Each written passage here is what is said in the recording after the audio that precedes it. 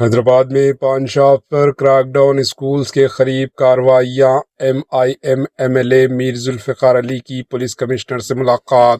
تلنگانہ کے دارالحکومت شہر حیدرآباد میں پان شاپس کے خلاف جاری کریک ڈاؤن نے نئی بحث چھیڑ دی۔ شہر کے مختلف علاقوں میں اسکولوں کے 100 میٹر کے دائرے میں واقع دکانوں پر پولیس نے چھاپے مارے، جہاں سے گٹکا اور دیگر ممنوع اشیاء ضبط کی گئی۔ اس معاملے پر چار مینار کے مجلس کے ایم ایل اے میر ذوالفقار علی نے پولیس کمشنر وی سی سجنار سے ملاقات کی۔ ملاقات میں دکانداروں کو درپیش مسائل اور نقصانات پر تفصیلی بات چیت ہوئی۔ دکانداروں کا کہنا ہے کہ اس اچانک کارروائی سے انہیں لاکھوں روپے کا نقصان ہوا ہے۔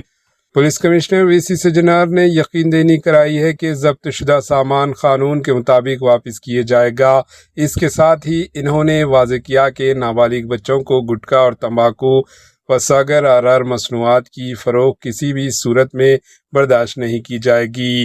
پولیس کی جانب سے اویئرنیس مہم بھی چلائی جا رہی ہے تاکہ دکانداروں قوانین پر عمل کریں اور بچوں کی صحت کو محفوظ رکھا جا سکے۔ یہ کریک ڈاؤن ایک صرف جہاں صحت عامہ کے تحفظ کے لیے اہم قدم سمجھا جا رہا ہے، وہیں دکانداروں کی معاشی نقصانات پر بھی سوالات اٹھا رہا ہے۔ Bureau report, AHN news.